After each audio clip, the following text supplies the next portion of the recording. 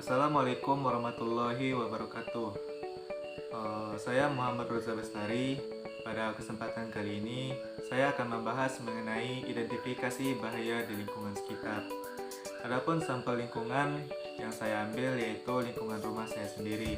Alasannya, mengingat situasi pandemi yang terjadi pada saat sekarang ini, semua kegiatan yang biasanya kita lakukan di dalam ataupun di luar rumah sekarang diinstruksikan untuk dilakukan di dalam rumah saja, seperti belajar, bekerja, istirahat, dan kegiatan-kegiatan lainnya. Namun, tanpa kita sadari, ada beberapa faktor risiko bahaya ataupun penyakit yang bisa saja terjadi pada kita pada saat melakukan kegiatan ataupun aktivitas di rumah apabila kita tidak memperhatikan hal tersebut. Lalu, apa saja faktor risiko bahaya ataupun penyakit yang terdapat di rumah pada saat kita melakukan kegiatan ataupun aktivitas? Berikut ada beberapa faktor risiko bahaya ataupun penyakit yang terdapat di rumah pada saat kita melakukan kegiatan ataupun aktivitas. Yang pertama yaitu faktor fisik.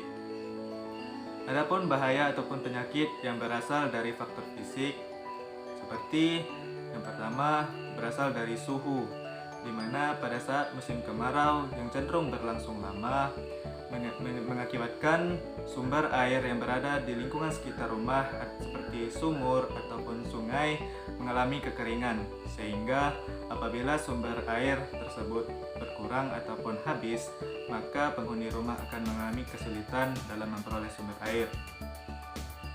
Apa akibatnya?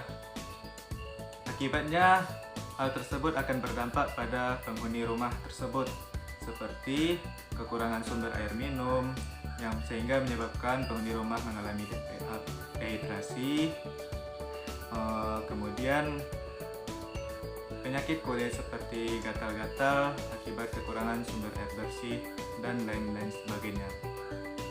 Kemudian yang kedua yaitu faktor kimia. Adapun bahaya ataupun penyakit yang berasal dari faktor kimia dapat berasal dari debu. Debu yang terdapat di rumah dapat berasal dari kegiatan atau aktivitas yang kita lakukan seperti bersih-bersih rumah, yaitu menyapu rumah, menyapu halaman, membersihkan perabotan rumah seperti jendela, TV, dan lain-lainnya dari debu. Yang mana pada saat kita melakukan kegiatan tersebut, secara sadar ataupun tidak, debu tersebut terhirup oleh kita, sehingga debu tersebut masuk ke dalam sistem pernapasan, yang mana hal tersebut merupakan salah satu faktor risiko kita terkena penyakit saluran pernapasan. Yang ketiga yaitu faktor biologi. Adapun bahaya ataupun penyakit yang berasal dari faktor biologi dapat berasal dari hewan seperti cicak, tikus, kecoa, lalat, ataupun nyamuk, yang mana masing-masing dari hewan tersebut merupakan vektor penyakit yang bisa saja membawa patogen, yang mana hal tersebut dapat berdampak pada kesehatan manusia apabila hewan-hewan tersebut terpapar pada makanan atau hinggap pada makanan, minuman, pakaian dari manusia tersendiri, ataupun hewan tersebut hinggap pada tubuh manusia, sehingga apabila manusia tidak menjaga kebersihan dirinya sendiri, maka penyakit yang berasal dari hewan tersebut bisa saja terjadi pada manusia seperti diare, DBD, malaria, dan lain sebagainya. Yang keempat yaitu faktor ergonomi. Adapun bahaya ataupun penyakit yang berasal dari faktor ergonomi seperti posisi tidur yang salah dapat menyebabkan seseorang mengalami cedera atau kaku pada bagian leher, dan kemudian kegiatan work from home seperti belajar online ataupun daring, yang mana mengharuskan seseorang untuk belajar melalui gadget ataupun laptop, sehingga apabila kita menatap layar gadget ataupun laptop dalam waktu yang relatif lama dapat menyebabkan kelelahan pada mata pengguna atau mata seseorang itu sendiri. Yang kelima yaitu faktor psikososial. Adapun bahaya ataupun risiko penyakit yang berasal dari faktor psikososial dapat berupa yang pertama, rasa cemas ataupun takut akan rumah kemalingan.